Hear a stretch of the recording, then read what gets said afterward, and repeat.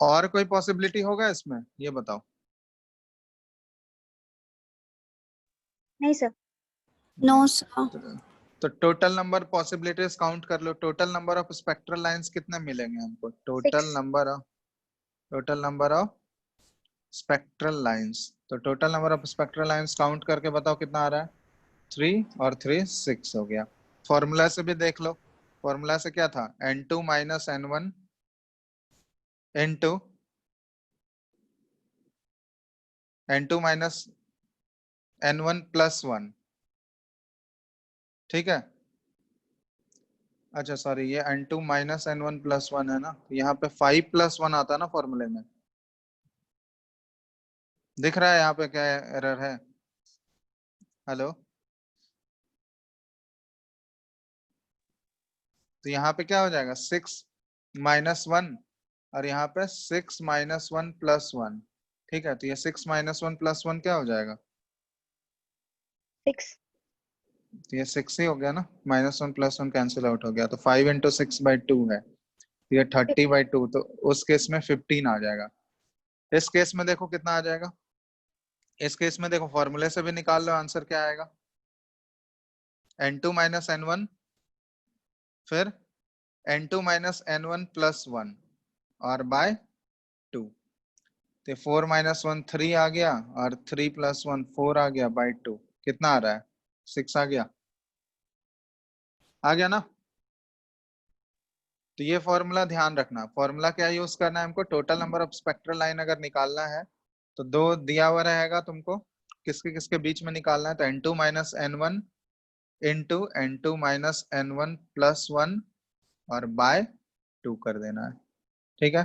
ये क्या दे देगा हमको? Total number of spectral lines. और ये टोटल नंबर में कोई कोइंसाइड नहीं करना चाहिए। ठीक है। Total number of spectral lines. Clear है? ये फॉर्मूला याद रहेगा सबको? हेलो। Yes sir. चलो।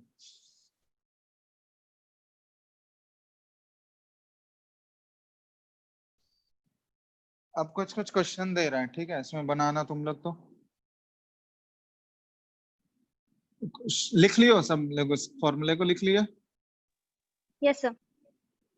चलो, एक क्वेश्चन दे रहे हैं, 2-3 क्वेश्चन इसमें बनाओ। पहले बोर्स मॉडल के ऊपर ही है, फिर आगे बढ़ते हैं। क्वेश्चन नंबर 1 है, the ratio of the wavelengths of last lines of Balmer and Lyman series is। ठीक है, 4 ऑप्शन है। 4:1, B 27:5, 3:1, ऑप्शन डी है 9:4। जल्दी बताओ तो।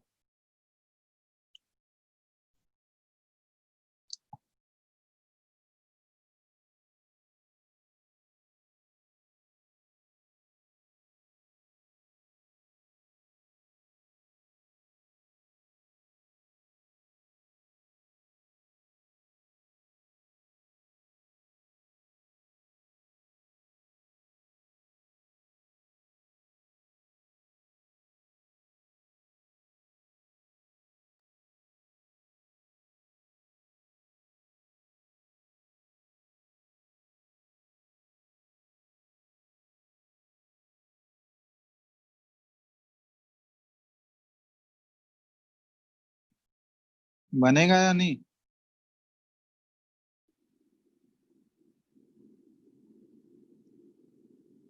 हेलो।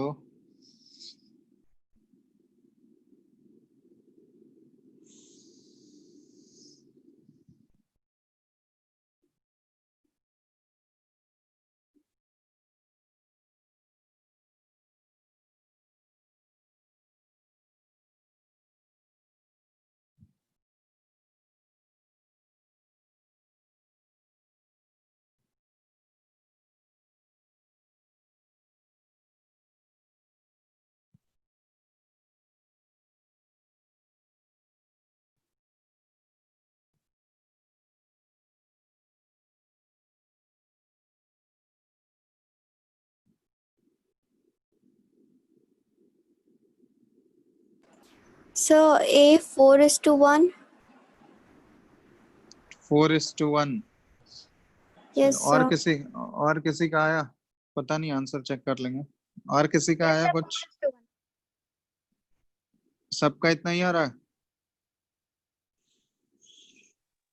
Hello, Yes, sir. और बनाओ कोई। आदित्य, तुम्हारा आया?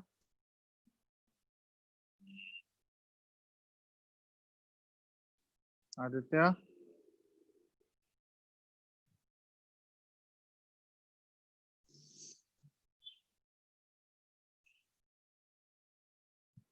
किसी को प्रॉब्लम है इसमें तो बताओ, बता देंगे।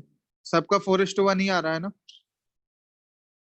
हेलो, बोलो, किसी को दिक्कत है तो बताओ, किसी का नहीं बना तो बोलो, बता देंगे।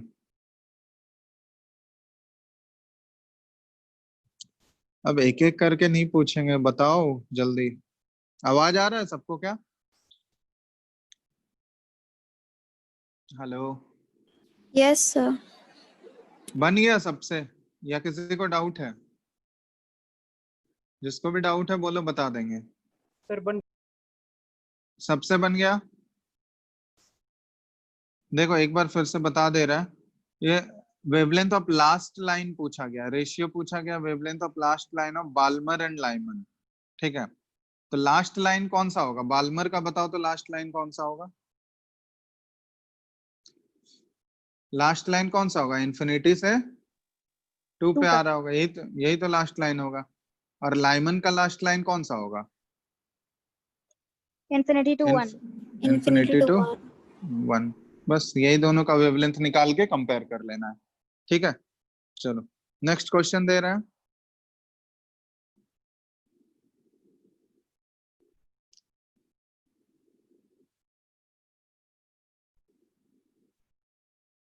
क्वेश्चन नंबर 2 है, सिंपल ही क्वेश्चन है, डायरेक्ट फॉर्मूले पे क्वेश्चन पूछा जाएगा तुम लोगों से।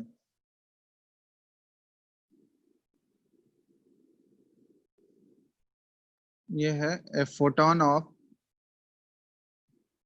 wavelength equal to 300 nanometer causes the emission of 2 photons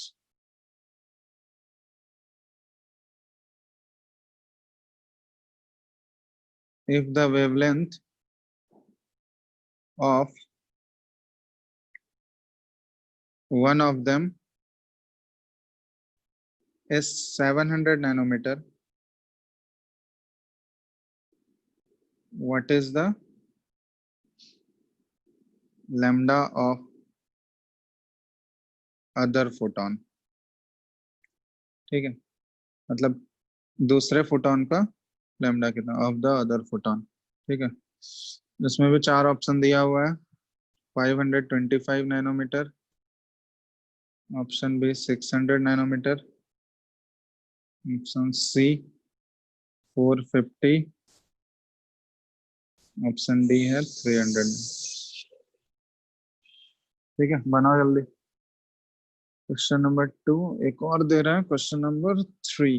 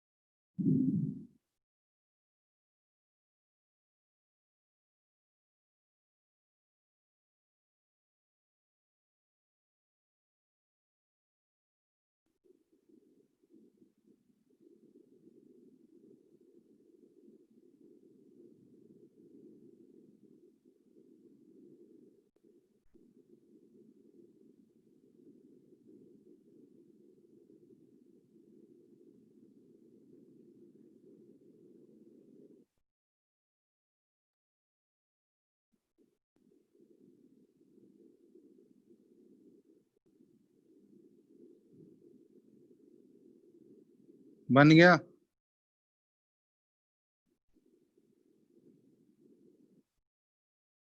hello,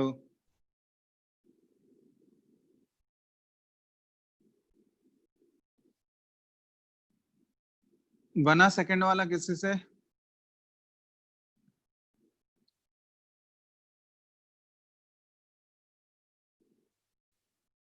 जिसका सेकंड बन गया थर्ड बनाओ।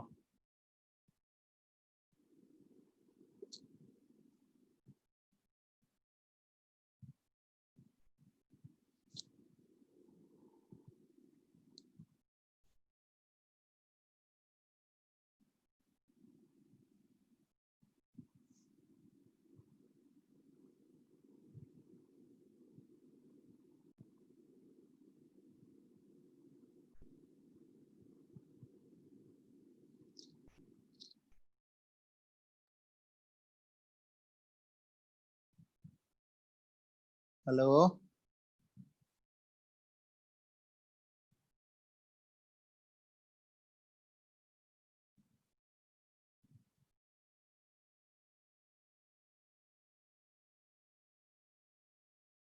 सर सेकंड का ऑप्शन ए है। Option A. और किसी का आया क्या? सर क्वेश्चन नंबर 2 का आ गया कितना? 525 nanometre. Option A. Option A. सबका ऑप्शन ए ही आ रहा है। देखो सिंपल है, क्वेश्चन क्या करना है कि एक फोटोन है लैम्डा वेवलेंथ का, ये 2 फोटॉन में स्प्लिट हो रहा है, मतलब इसके कारण से 2 फोटॉन एमिट हो रहा है, मतलब लैम्डा था, इससे 2 निकल रहा है। ठीक है, इसको मान लेते हैं λ1 और इसको मान लेते हैं λ2। ठीक है, इस केस में क्या आ जाएगा तुम्हारा, इससे जो आएगा इसका जो एनर्जी होगा वो इन दोनों का एनर्जी मिला के होगा। क्लियर है? तो यहां से क्या लिख लेंगे हम लोग, h c by lambda is equal to क्या आ जाएगा, h c by λ1 plus h c by λ2। बस एच सी कॉमन आ जाएगा सब में, तो कट गया, तो 1 by lambda is equal to 1 by λ1 plus 1 by λ2। Lambda का वैल्यू हमको दिया हुआ है, λ1 भी दिया हुआ है, λ2 निकालना है। हो गया कैलकुलेट सबका? सिंपल है ना? तो ये लेमडा का वैल्यू तुमको गिवन है क्वेश्चन में 300 नैनोमीटर, λ1 भी दिया हुआ है 700 नैनोमीटर, और λ2 का वैल्यू निकालना है, कितना आ जाएगा? कर लोगे कैलकुलेट? ऐसे ही किए हो ना तुम लोग? Hello, Yes, sir. ऐसे ही बनाए हो ना?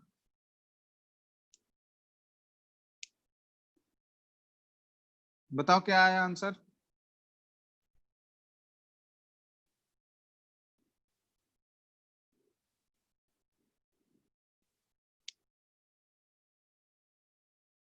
Sanjana, yes sir. क्या आया सर आंसर सेकंड बताओ? सेकंड का आ गया ए। मैंने पहला का आंसर क्या आया, सॉरी सेकंड का? Sir 525 nanometre.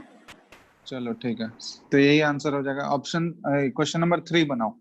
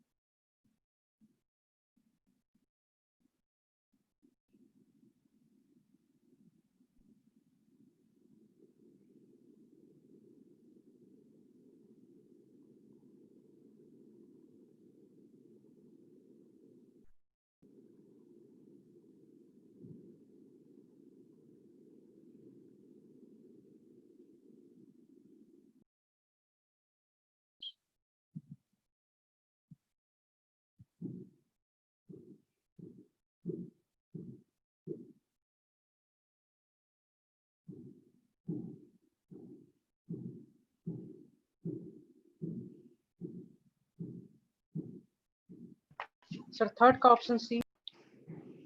थर्ड का ऑप्शन क्या आ रहा है? सी 10.58। Yes sir. अच्छा,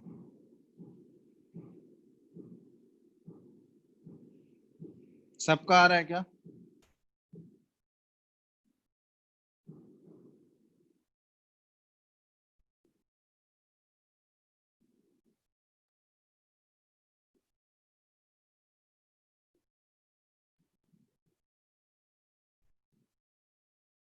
हेलो, किसी को डाउट है थर्ड वाले में? बताओ।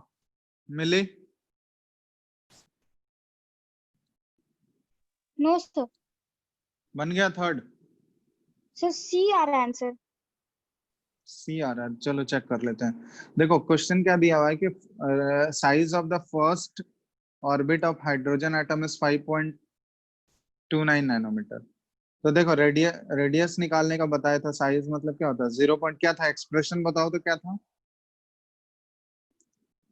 0 पॉइंट एक्सप्रेशन बताओ, रेडियस वाला क्या था? फॉर्मूला बताए थे ना? हेलो, बोलो कोई। 0.53 into n square by z angstrom. n square by z angstrom, ठीक है। चलो, तो यहाँ पहला वाला केस में हाइड्रोजन का जो दिया हुआ है, radius of first atom of hydrogen, sorry radius of first orbit of hydrogen दिया हुआ है। r1 का वैल्यू दिया हुआ है हाइड्रोजन के लिए, मतलब n इक्वल टू 1 के लिए दिया हुआ है, तो n इक्वल टू 1 और नीचे हाइड्रोजन का यही होगा, ये आ गया 0.53 एंगस्ट्रॉम। ये ऑलरेडी दिया हुआ है क्वेश्चन में, दिया हुआ है ना, तो इसको हम लोग ए नॉट मान सकते हैं, ठीक है। ये कांस्टेंट, ये एक्चुअली कांस्टेंट का वैल्यू है, तो कांस्टेंट ही मान लो इसको, ठीक है। के भी मान के बना सकते हो। सेकंड केस में ये r1 का वैल्यू हमको दिया हुआ है, पुट कर दो यहाँ पे, अगर जिसको डाउट हो रहा है, ये 5.29, ठीक है, यहाँ पे पुट कर दो नैनोमीटर, ठीक है।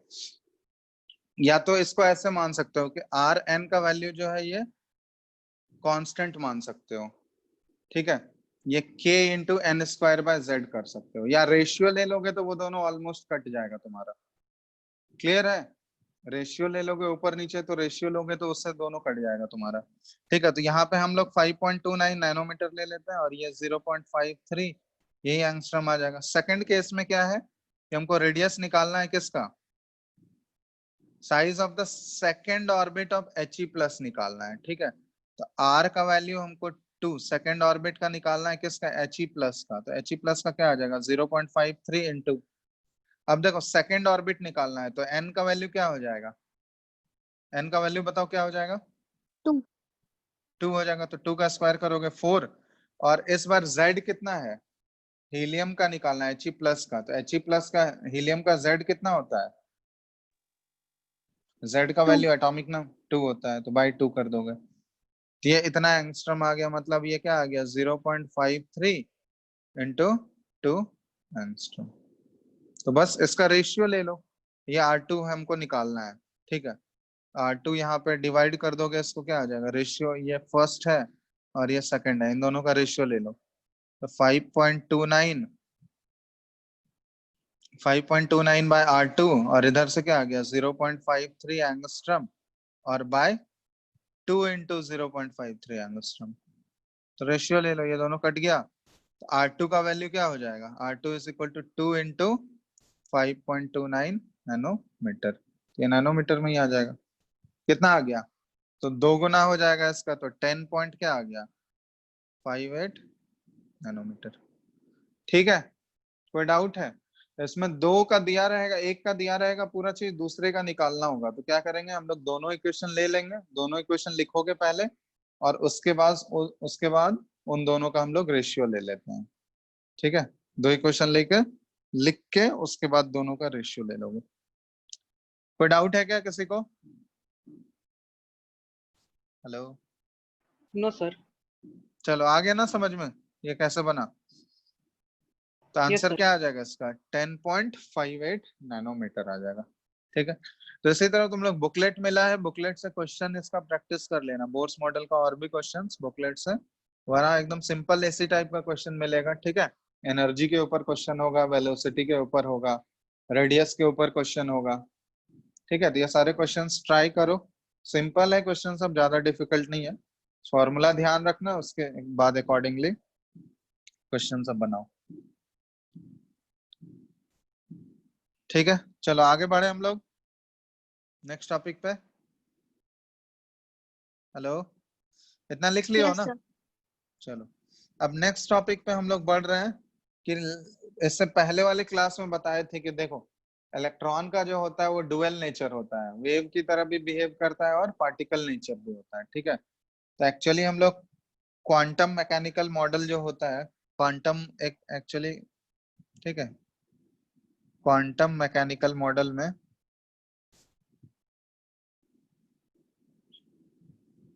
इसमें एक्चुअली दो चीज के बारे में हम लोग डील करते हैं। एक डुअल नेचर के बारे में पढ़ते हैं, डुअल बिहेवियर, ठीक है। मैटर का डुअल बिहेवियर क्या होता है, जो कि इसमें हम लोग पढ़ेंगे डी ब्रॉगलीज इक्वेशन, ठीक है। डी ब्रॉय उसको प्रोनाउंस किया जाता है, ठीक है, जो कि कौन दिया था, लिखा जाता है ऐसे डी ब्रॉगली, ठीक है, लेकिन प्रोनाउंसिएशन होता है इसका डी ब्रॉय, ठीक है। तो ये ध्यान रखना, प्रोनाउंस किया जाता है इसको डी ब्रॉय से।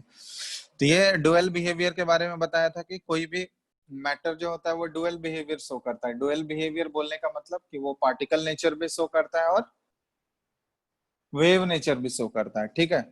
तो इसमें इसके बारे में हम लोग डिटेल में पढ़ेंगे। और दूसरा है हाइजेनबर्ग अनसर्टेनिटी प्रिंसिपल, ठीक है, हाइजेनबर्ग अनसर्टेनिटी प्रिंसिपल, ठीक है। तो इसमें डिटेल में हमको नहीं पढ़ना है, जस्ट हम लोग जानेंगे कि एक्चुअली इन सब का स्टेटमेंट क्या है और एक इक्वेशन क्या होता है जिसके थ्रू हम लोग क्वेश्चन सॉल्व कर सकें, ठीक है। तो जैसे मान लो सबसे पहले हम लोग डी ब्रॉगलीज इक्वेशन या डी ब्रॉयस इक्वेशन हम लोग लिख रहे हैं। तो एक्चुअली ये क्या था कि डी ब्रॉय एक साइंटिस्ट का नेम था जो कि एक इक्वेशन डिराइव किया था, ठीक है। ये डुअल नेचर एक्सप्लेन कर रहा था, ठीक है। मैटर का डुअल नेचर मतलब कि कोई भी मैटर जो होगा वो दो नेचर शो करेगा, पार्टिकल की तरह भी वो बिहेव करेगा और वेव की तरह भी बिहेव करेगा, ठीक है। डुअल नेचर शो करता है। तो ये एक इक्वेशन डिराइव किया था। तो इसका इक्वेशन ऐसा आता है कि दो इक्वेशन को कंबाइन करके ये बनाया था। पहला इक्वेशन ये था कि energy is equal to h nu, ठीक है। ये वाला हम लोग प्लैंक्स क्वांटम थ्योरी में पढ़ चुके हैं, energy is equal to h nu, है ना। या फिर इसी को हम लोग कैसे लिखते हैं, energy is equal to h c by lambda. ये पहला इक्वेशन है। ये कहां से आया, ये इक्वेशन कौन से साइंटिस्ट का है बताओ तो। हेलो, ये वाला इक्वेशन कहां से आया है बताओ।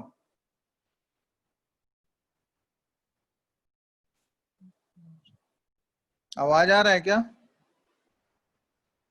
प्रशांत? Yes sir. आवाज आ रहा है? The Planck's quantum theory. हाँ, प्लैंक्स क्वांटम थ्योरी से आया है, ठीक है। और दूसरा इक्वेशन जो होता है ये आइंस्टाइन का थ्योरी ऑफ रिलेटिविटी है, energy is equal to m c square. ये पढ़े हो ना, ये सुने होगे तुम लोग, थ्योरी ऑफ रिलेटिविटी, ये अल्बर्ट आइंस्टाइन का। ये डिटेल में हमको नहीं पढ़ना है, इन दोनों को हम लोग यूज करके अभी एक्चुअली यहाँ पे हम लोग डिराइव कर रहे हैं डी ब्रॉगलीज इक्वेशन क्या आया था, डी ब्रॉगलीज वेवलेंथ एक्चुअली हम लोग निकाल रहे हैं। तो ये सेकंड इक्वेशन है आइंस्टाइन का थ्योरी ऑफ रिलेटिविटी से। आइंस्टाइन एनर्जी और मास को कैसे रिलेट किया था उसका इक्वेशन है। अब यहाँ पे ई क्या है, ई होता है एनर्जी, एम क्या है मास है और सी होता है स्पीड ऑफ लाइट। अब दोनों से देखो फ्रॉम 1 and 2, फ्रॉम 1 and 2, 1 और 2 दोनों एनर्जी को दे रहा है, तो दोनों से एनर्जी सेम ही आएगा। तो 1 and 2 से हम लोग क्या निकाल सकते हैं कि m c square equal to h c by lambda, ठीक है। तो एच सी बाय लेमडा करोगे तो यहाँ से लेमडा का वैल्यू क्या आ जाएगा, लेमडा इज इक्वल टू, एक देखो यहाँ सी सी कैंसिल आउट हो गया, तो lambda is equal to h by क्या आ गया, एम इंटू सी आ गया। और यही लेमडा जो आता है ना, इसी लेमडा को हम लोग बोलते हैं डी ब्रॉगलीज वेवलेंथ। यही लेमडा क्या है, डी ब्रॉगलीज या डी ब्रॉयज वेवलेंथ। ठीक है, ये एक्चुअली ये लाइट के लिए है। अगर लाइट के अलावा कोई और रेडिएशन अगर आ गया, लाइट के अलावा अगर कोई और रेडिएशन होगा तो इसको हम लोग रिप्लेस कर देंगे lambda is equal to h by m into v. ठीक है, lambda is equal to h by m into v. यहाँ पे वी क्या हो गया, वेलोसिटी ऑफ दैट रेडिएशन। ठीक है, वेलोसिटी ऑफ रेडिएशन। क्लियर है, तो ये ध्यान रखना, lambda is equal to h by m v हो गया। अब m इंटू वी, एम हो गया मास, v हो गया वेलोसिटी। इसी को हम लोग मोमेंटम बोलते हैं क्या? लीनियर मोमेंटम का यही फॉर्मूला होता है। लीनियर मोमेंटम एक्चुअली है क्या? लीनियर मोमेंटम जिसको p से डिनोट करते हैं हम लोग, that is equal to product of mass into velocity. ठीक है, मास इंटू वेलोसिटी का प्रोडक्ट होता है। तो m इंटू वी को हम लोग रिप्लेस कर सकते हैं लीनियर मोमेंटम से, that is equal to lambda is equal to h by p, ये भी लिख सकते हैं हम लोग। ठीक है, एच बाई पी क्या हो गया, लीनियर मोमेंटम हो गया। ये तीन फॉर्म हो गया डी ब्रॉगलीज वेवलेंथ का। ठीक है, लैम्डा इज इक्वल टू, अगर लाइट होगा तो lambda is equal to h by m c, light के अलावा कोई और रेडिएशन होगा तो lambda is equal to h by m v, और अगर मोमेंटम के टर्म में दिया होगा तो lambda is equal to h by p. ये हम लोग कर सकते हैं। ठीक है, तीनों में से कोई भी यूज कर सकते हो। ठीक है, तो लिख लो पहले इसको, फिर आगे बढ़ते हैं।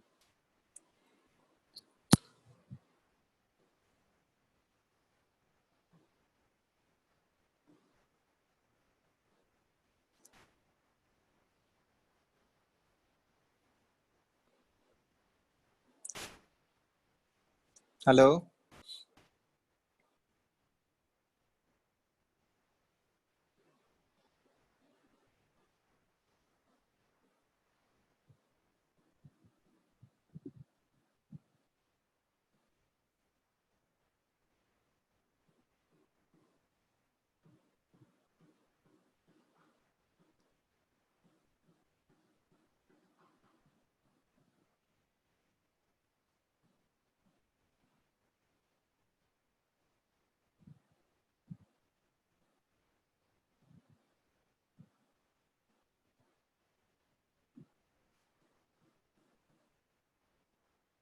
लिख लिए?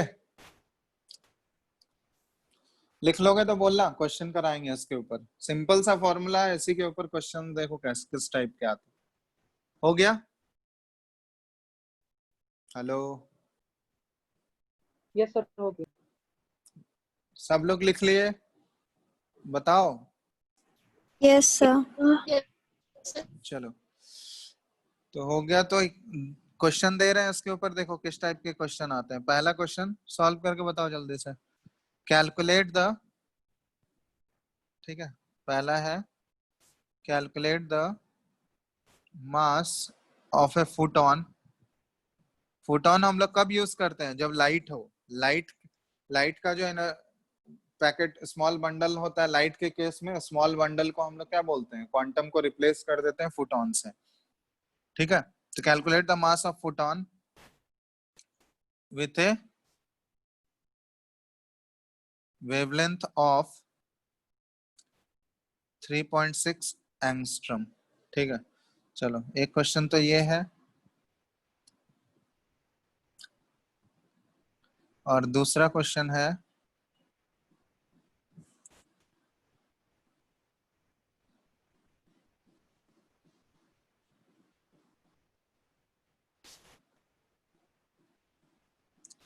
The kinetic energy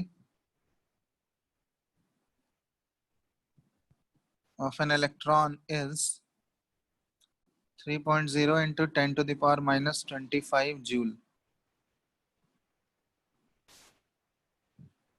Calculate its wavelength.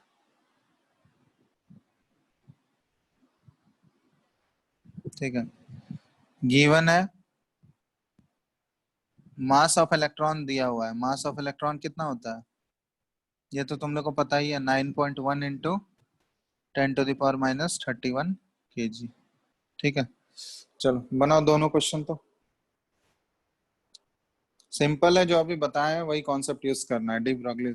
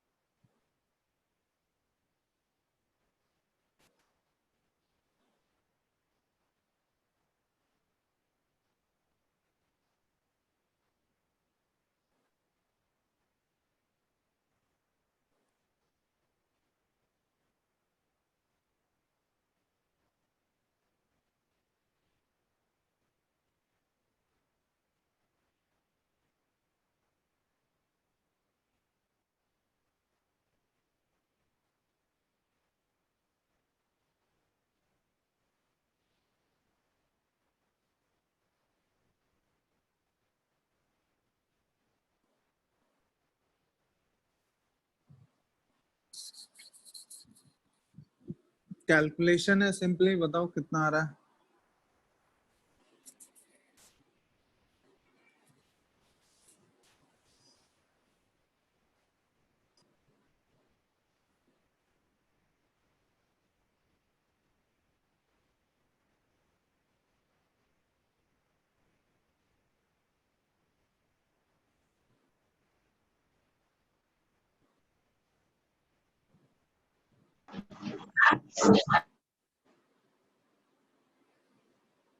Hello.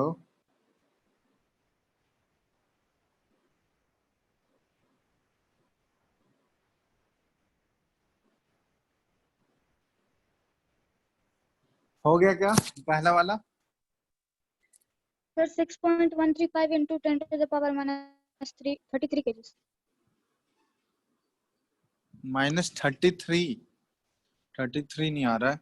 चलो देखो, फर्स्ट वाला तो सिंपल है, मास निकालना है हमको, वेवलेंथ दिया हुआ है, तो लैम्डा गिवन है, lambda is equal to h by m v होता है, ठीक है। और ये फोटोन है तो speed of light m into c वाला यूज कर लेंगे हम लोग, ठीक है। तो मास निकालना है, lambda is equal h is equal to lambda into c हो जाएगा। तो एच का वैल्यू कितना होता है? 6.626 10 टू द पावर माइनस 34 होता है। लैम्डा का वैल्यू दिया हुआ है 3.6 एंगस्ट्रम, तो 3.6 into 10 to the power minus 10 हो जाएगा मीटर में। और ये सी का वैल्यू कितना होता है? स्पीड ऑफ लाइट कितना है? 3 इंटू 10 टू द पावर 8। चलो इसी को सॉल्व कर लो। तो इसको सॉल्व करने पे ये कितना आ जाएगा? पहले इसी को कैलकुलेट करो कितना आ रहा है। पावर में अच्छे से कर लेना, ठीक है। ये 10 टू द पावर माइनस 10 है और ये 8 है, -2 ऊपर जाएगा तो ये इधर देख लो, ये ऐसा आ जाएगा 6.626 और बाय 3.6 इंटू 3 इसको अलग कर लेते हैं। और ये पावर क्या बच जाएगा? ये -2 बचेगा नीचे और -2 गया ऊपर तो प्लस हो जाएगा, तो 10 टू द पावर माइनस 32 है, ठीक है। उसके बाद यहाँ पे सॉल्व करो, ये कितना आ रहा है, उसको सॉल्व करोगे तो ये आ जाएगा। सिंप्लीफाई करोगे तो इसको देखो, ये 6.135 into 10 to the power minus 29 kg इतना आ रहा है क्या? देखो तो सबका यही आ जाएगा। हेलो।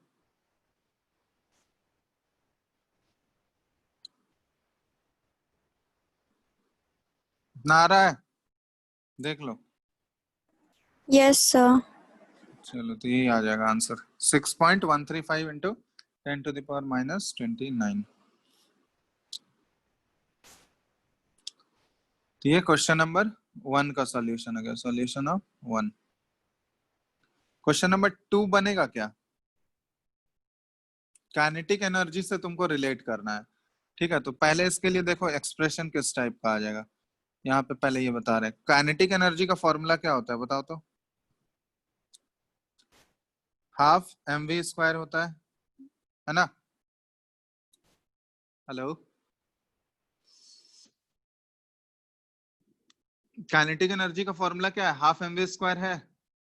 अब यहाँ पे Yes, देखो, sir. तो हम लोग यहाँ से वेलोसिटी निकालते हैं, कितना होता है वेलोसिटी का एक्सप्रेशन क्या आता है? तो वेलोसिटी का एक्सप्रेशन क्या आ जाएगा? यहाँ से लिख सकते हैं हम लोग कि mv square equal to 2 times हो गया काइनेटिक एनर्जी, और v का स्क्वायर v हो जाएगा, v इज इक्वल टू 2 के काइनेटिक एनर्जी बाय m, और इस पे पावर क्या आ जाएगा? 1/2 हो जाएगा। या इसी का अंडर रूट ले लोगे तो अंडर रूट का मतलब पावर 1/2 ही होता है ना? अब यहाँ पे देखो कैसे हम लोग करेंगे, यहाँ पे एक्सप्रेशन निकाल रहे हैं, तो ये v का वैल्यू आ गया। अब लेमडा हमको पता है, lambda is equal to h by m into v होता है, तो v के जगह पे वो पुट करना है हमको। तो putting the value of v इन लेम, ये एक्सप्रेशन में m इंटू वी के जगह पे हम लोग पुट कर दिए 2 के बाय m, और इस पे पावर 1/2 है। ठीक है, तो अब देखो ये क्या हो जाएगा, इसको अगर सिंप्लीफाई करोगे तो lambda is equal to h, और नीचे आ जाएगा, देखो m पे पावर 1/2 है और इधर m पे पावर 1 है, तो m पे पावर 1 माइनस 1/2, ये क्या हो जाएगा? m पे पावर 1/2 इंटू 2 के पे पावर 1/2, यही बचेगा। अब दोनों को एक साथ अंदर ले लिए, अंदर लेने पे दोनों को एक साथ अगर कंसिडर कर लोगे, यहाँ से क्या बन जाएगा देखो, lambda is equal to h by under root 2m into kinetic energy, यही बन जाएगा क्या? देखो तो, हेलो हेलो, Yes, sir. चलो कोई डाउट है इसमें?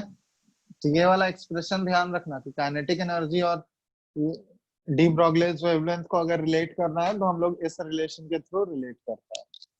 आवाज आ रहा है ना सबको? Yes, sir. आ रहा है। चलो ठीक है, पहले लिख लो इसको, उसके बाद वो क्वेश्चन बनाओ, उसके बाद वो क्वेश्चन बन जाएगा। ठीक है, तो पहले एक्सप्रेशन लिखो फिर ट्राई करो।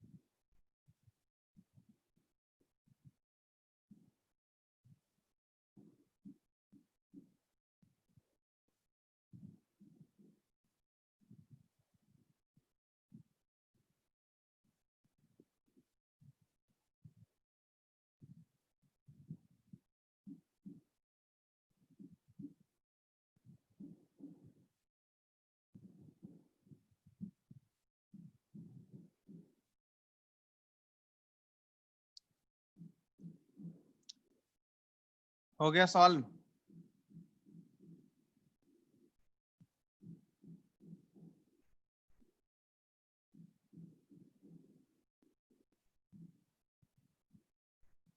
क्वेश्चन नंबर 2 देखो, क्या कैलकुलेशन है उसमें, थोड़ा सा काइनेटिक एनर्जी दिया हुआ है, वेवलेंथ निकालना है। ठीक है, तो बस यही वेवलेंथ लेमडा का वैल्यू निकालना है।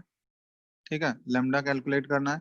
h का वैल्यू है 6.626 into 10 to the power minus 34, और by under root 2m, m का वैल्यू कितना होता है? 9.1 into 10 to the power minus 31, और काइनेटिक एनर्जी का वैल्यू कितना दिया हुआ है बताओ तो क्वेश्चन में, कितना दिया हुआ है काइनेटिक एनर्जी का वैल्यू? हेलो बोलो,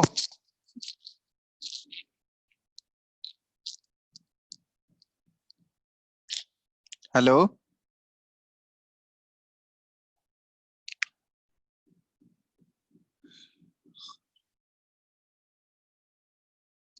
आवाज आ रहा है क्या प्रशांत?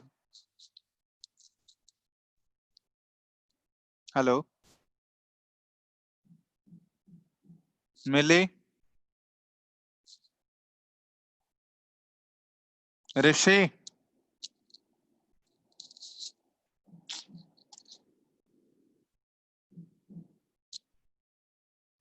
यस सर, आवाज आ रहा है। काइनेटिक एनर्जी का वैल्यू बताओ कितना दिया हुआ है इसमें, क्वेश्चन में कितना दिया हुआ काइनेटिक एनर्जी?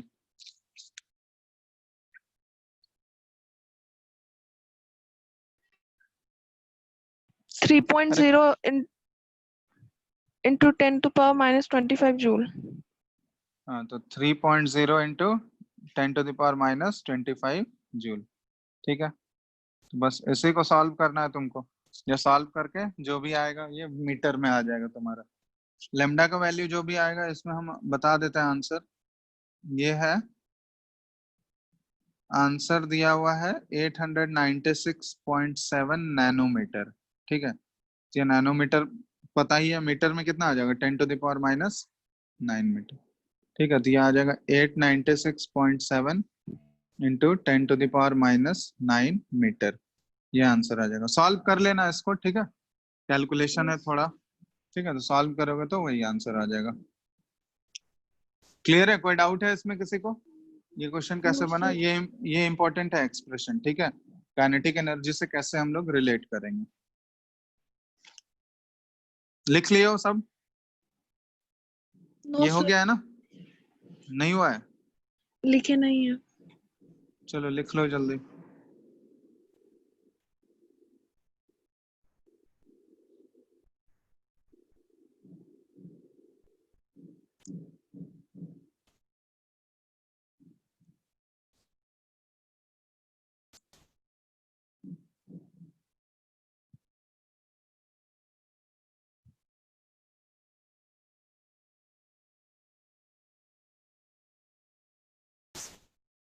लिख लोगे तो बोलना।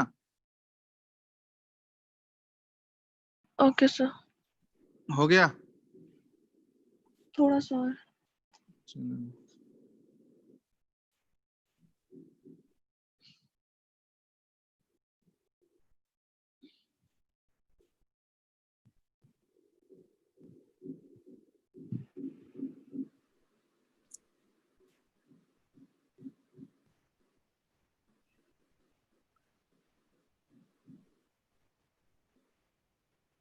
हो गया सर। चलो, तो ये हो गया, हम लोग डी ब्रोगलीस इक्वेशन पढ़ लिए। ठीक है, इसके बाद एक और चीज जो हम लोग को पढ़ना है ये है हाइजेनबर्ग्स अनसर्टेनिटी प्रिंसिपल। ठीक है, ये भी इंपॉर्टेंट है बहुत।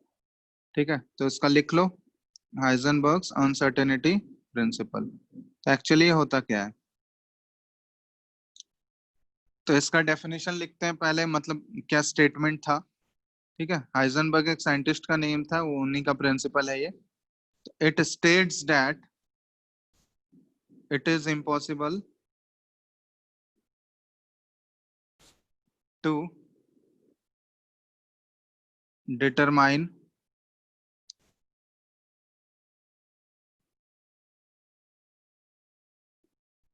the exact position and exact momentum और वेलोसिटी। ठीक है, मोमेंटम का बात कर रहे हैं, मतलब वेलोसिटी। साइमल्टेनियसली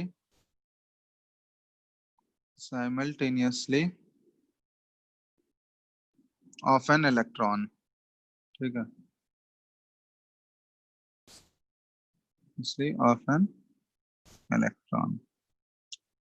ठीक है, तो ये ध्यान रखना कि ये क्या बोला था, एक बार इसको एक्सप्लेन कर देते हैं कि हाइजेनबर्ग अनसर्टेनिटी प्रिंसिपल जो है ये प्योरली वेव नेचर के ऊपर बेस्ड है। ठीक है, तो ये बोला था कि इलेक्ट्रॉन अगर किसी ऑर्बिट में घूम रहा होगा, ठीक है, तो वो वेव की तरह घूम रहा होगा। ठीक है, वो पार्टिकल की तरह ट्रीट नहीं करते हैं उसको, वेव की तरह ट्रीट करते हैं।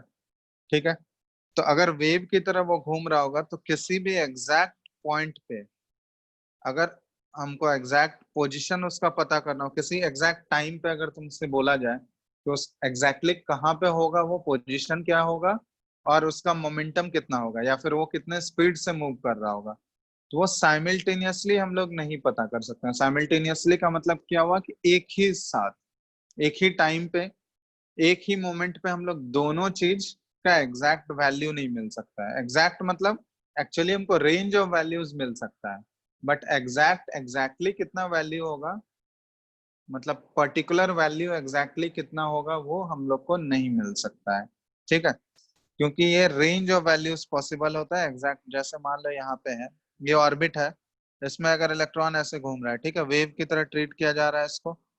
इलेक्ट्रॉन अगर ऐसे घूम रहा है, मान लो किसी पर्टिकुलर पॉइंट पे पूछ लिया गया, इस पॉइंट पे, कि इलेक्ट्रॉन का एग्जैक्ट पोजीशन बताओ और एग्जैक्ट मोमेंटम बताओ, तो दोनों चीज हम लोग उस टाइम पे दोनों चीज का एग्जैक्ट वैल्यू डिटरमाइन करना इम्पॉसिबल है। ठीक है, यहाँ पे हमको क्या मिलता है, रेंज ऑफ वैल्यूज मिल सकते हैं। ठीक है, लेकिन एग्जैक्ट वैल्यूज पता करना बहुत ही डिफिकल्ट है या इम्पॉसिबल है। एग्जैक्ट वैल्यू हम लोग डिटरमाइन नहीं कर सकते हैं। किसका किसका एग्जैक्ट वैल्यू, पोजिशन का और मोमेंटम का। तो मोमेंटम अगर हम लोग बात करें तो मोमेंटम क्या होता है, मास इनटू वेलोसिटी का ही प्रोडक्ट होता है ना। तो मास तो कभी चेंज नहीं होगा, वेलोसिटी चेंज हो सकता है। तो अगर मोमेंटम बोला जाए तो मतलब वेलोसिटी से रिलेटेड है वो। ठीक है, तो ऐसा भी बोल सकते हैं हम लोग कि एग्जैक्ट पोजीशन और एग्जैक्ट वेलोसिटी ये कभी भी एक साथ डिटरमाइन नहीं किया जा सकता है किसी भी इलेक्ट्रॉन के लिए। ठीक है, तो इसका एक्चुअली एक मैथमेटिकल रिलेशन आता है। मैथमेटिकली इसको हम लोग कैसे रिप्रेजेंट करते हैं, तो ये इंपॉर्टेंट है, लिख लो। Mathematically it is represented as, mathematical representation इसका आता है delta x into delta p, ये greater than h by 4 pi. ठीक है, ये ध्यान रखना। डेल्टा एक्स क्या है, अनसर्टेनिटी इन पोजीशन है। डेल्टा एक्स ये है अनसर्टेनिटी इन पोजीशन, और डेल्टा पी क्या है, अनसर्टेनिटी इन मोमेंटम। ठीक है, अब देखो डेल्टा पी को अगर हम लोग पुट करना चाहें, डेल्टा पी हो जाएगा mass into m into delta v हो जाएगा। ठीक है, तो ये रिप्लेस करोगे वहां पे तो ऊपर क्या आ जाएगा, delta x into delta P की जगह हम लोग पुट कर दिए एम इंटू डेल्टा वी। ठीक है, is greater than equal to h by 4 pi. तो मास को उस साइड भेज दिया, तो मास को उस साइड भेज दिए तो क्या आ जाएगा, delta x into delta v is greater than equal to h by 4 pi m. ठीक है, तो ये आ गया इक्वेशन, ये ध्यान रखना। या और डेल्टा वी भी यहाँ पे क्या है, अनसर्टेनिटी इन वेलोसिटी है, इन वेलोसिटी। ठीक है, तो ये इसका मैथमेटिकल फॉर्म है हाइजेनबर्ग अनसर्टेनिटी प्रिंसिपल का। ठीक है, तो लिख लो इस पे, फिर क्वेश्चन कराते हैं इसके ऊपर, किस टाइप के क्वेश्चन आते हैं।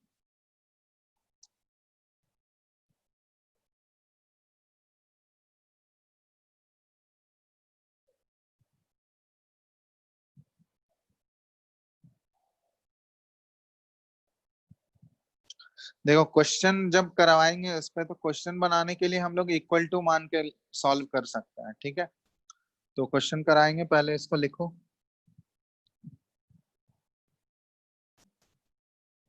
एम जो है यहाँ पे मास ऑफ पार्टिकल है, जो पार्टिकल दिया रहेगा वो मास उसका है। एक पॉइंट नोट करके भी यहाँ लिख लेना, the effect of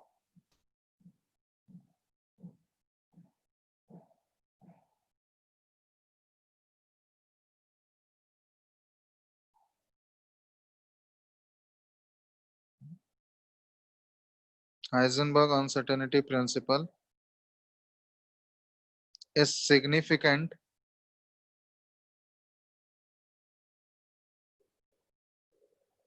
only for the motion of microscopic particle, microscopic object लिख लो।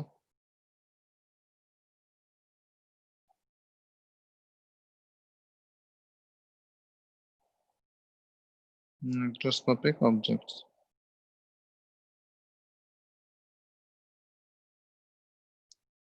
and is negligible for, ठीक है, negligible for macroscopic objects। ठीक है, ये इंपॉर्टेंट पॉइंट है कि हाइजेनबर्ग का जो अनसर्टेनिटी प्रिंसिपल है ये सिर्फ और सिर्फ अप्लाई होता है माइक्रोस्कोपिक पार्टिकल के लिए, जिसका साइज जो है बहुत ही छोटा हो, मतलब वो इलेक्ट्रॉन प्रोटॉन उस रेंज में हो, इलेक्ट्रॉन प्रोटॉन या न्यूक्लियस का साइज जैसा होता है उस रेंज में होगा, तभी वहां पे अप्लाई कर सकते हैं। अगर बहुत ही लार्ज पार्टिकल है, उस रेंज से अगर ग्रेटर है पार्टिकल का साइज, ज्यादा बड़ा साइज का अगर पार्टिकल होगा, तो वहां पे हाइजेनबर्ग अनसर्टेनिटी प्रिंसिपल अप्लाई नहीं होता है। ठीक है, तो ये इसका लिमिटेशन है कि हाइजेनबर्ग अनसर्टेनिटी प्रिंसिपल को सिर्फ हम लोग माइक्रोस्कोपिक पार्टिकल के लिए या माइक्रोस्कोपिक ऑब्जेक्ट के लिए ही अप्लाई कर सकते हैं। ठीक है, बड़ा ऑब्जेक्ट अगर होगा तो उसके लिए अप्लाई नहीं करेंगे हम लोग।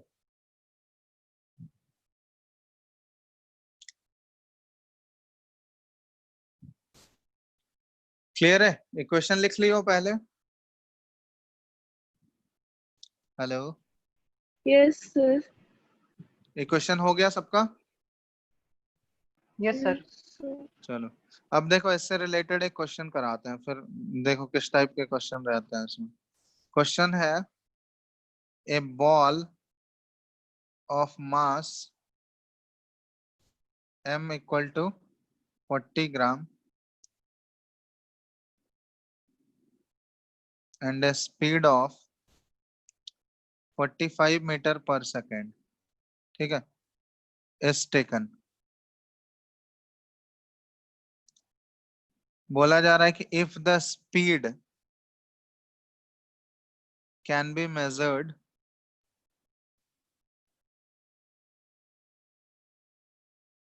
within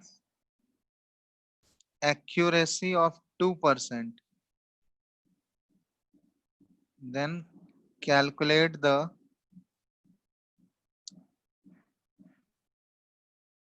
uncertainty in the position।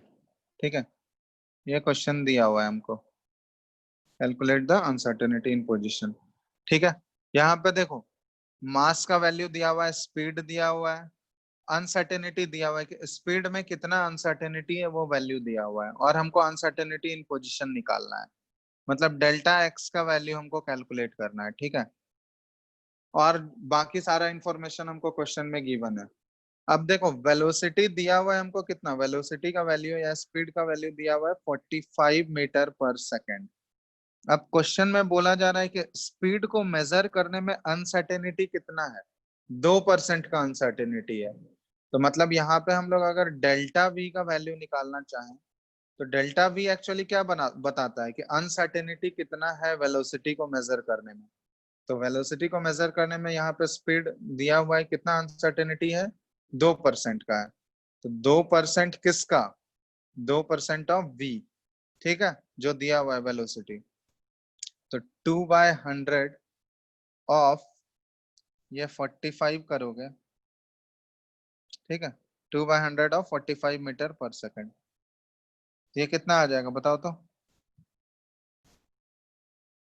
90, मतलब ये 0.9 मीटर पर सेकेंड आ गया, मतलब अनसर्टेनिटी इन वेलोसिटी कितना आ गया, 0.9 मीटर पर सेकेंड आ गया। तो अब ये इक्वेशन यूज करो, delta x into delta v is equal to h/4πm।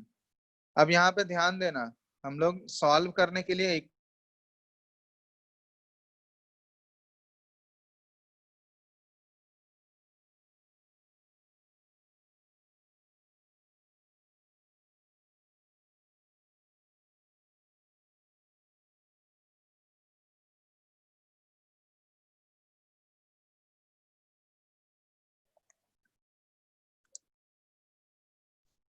Hello, आवाज आ रहा है क्या?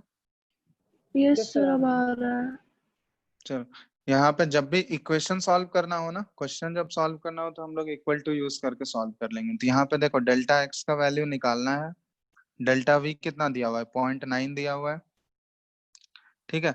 और एच का वैल्यू तो पता है हम लोगों को, एच का वैल्यू होता है 6.626 इंटू 10⁻⁻34 और बाय 4 इंटू पाई का वैल्यू 3.141 होता है। और एम का वैल्यू, मास कितना दिया हुआ है क्वेश्चन में? मास कितना दिया हुआ है? 40 ग्राम। 40 ग्राम। तो इसको केजी में कन्वर्ट कर लोगे क्योंकि सारा एसआई यूनिट में है। तो 40 इंटू 10⁻⁻3, ठीक है। चलो, तो ये केजी में आ गया। बस इसी को सॉल्व कर लो। इसको सॉल्व करने पर डेल्टा एक्स का वैल्यू निकालना है यहाँ पे, ठीक है। तो यहाँ पे डेल्टा एक्स सॉल्व करना, तुम लोग इसको कैलकुलेशन घर पे करना। ये आ जाएगा डेल्टा एक्स का वैल्यू देखो 1.46 इंटू 10⁻⁻33 मीटर हो गया। अब यहाँ पे ध्यान दो, यहाँ पे एक्चुअली एक चीज क्या बता रहे थे, यहाँ पे क्या है, देखो डेल्टा एक्स का वैल्यू 10⁻⁻33 के ऑर्डर में आया। तो ये क्या बहुत लार्ज वैल्यू,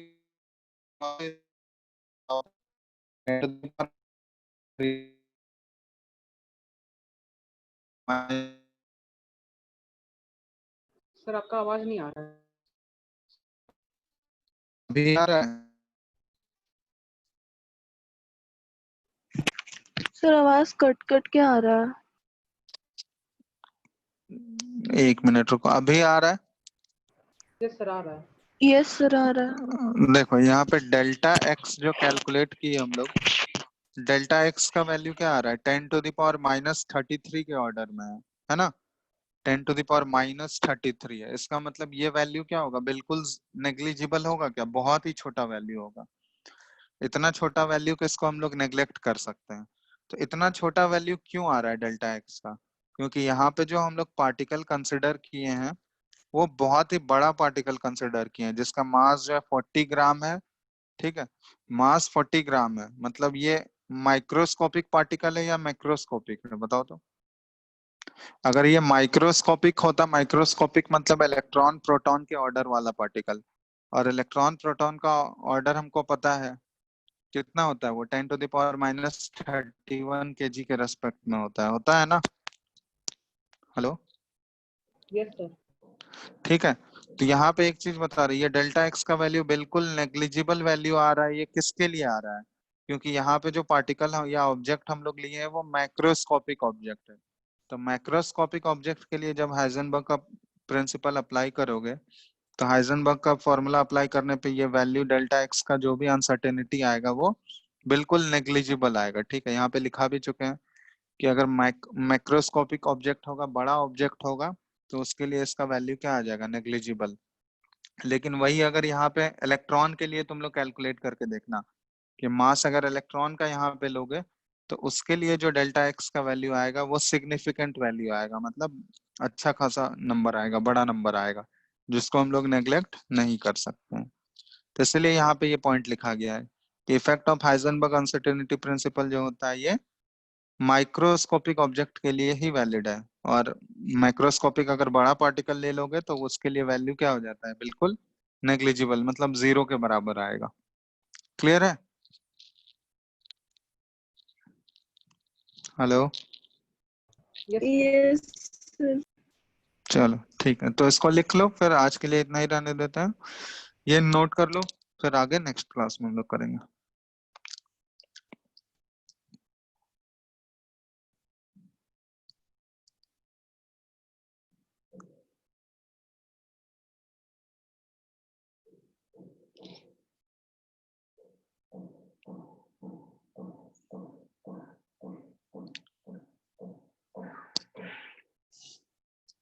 हो गया क्या? यस सर हो यस गया। सर। चलो ठीक है, तो फिर इससे भी रिलेटेड हाइजेनबर्ग और डी ब्रोगली और बोर्स मॉडल, इससे रिलेटेड क्वेश्चंस तुम लोग करो बुकलेट से, ठीक है। जो भी डाउट होगा तुम लोग डिस्कस कर सकते हो, पूछ सकते हो, या नेक्स्ट क्लास जब भी होगा तो क्लास के स्टार्टिंग में ही तुम लोग पूछ लेना, जो भी क्वेश्चन बनाओगे डाउट होगा तो पूछ लेना, ठीक है। क्वेश्चंस बनाते रहो, ये सब न्यूमेरिकल वाला चैप्टर है, इसमें क्वेश्चन नहीं बनाओगे, सिर्फ थ्योरी पढ़ने से कुछ नहीं होगा, ठीक है। क्वेश्चन बनाओ, प्रैक्टिस करो, जितना प्रैक्टिस करोगे उससे क्लियर होगा और कॉन्सेप्ट, ठीक है। Yes. चलो, तो जो भी डाउट होगा नेक्स्ट क्लास में पूछ सकते हो आराम से, क्वेश्चन बना के रखो, जो भी डाउट होगा नेक्स्ट क्लास में पूछ लेना। चलो, तो एंड कर रहे हैं आज, बाकी आगे नेक्स्ट क्लास में करेंगे, ठीक है।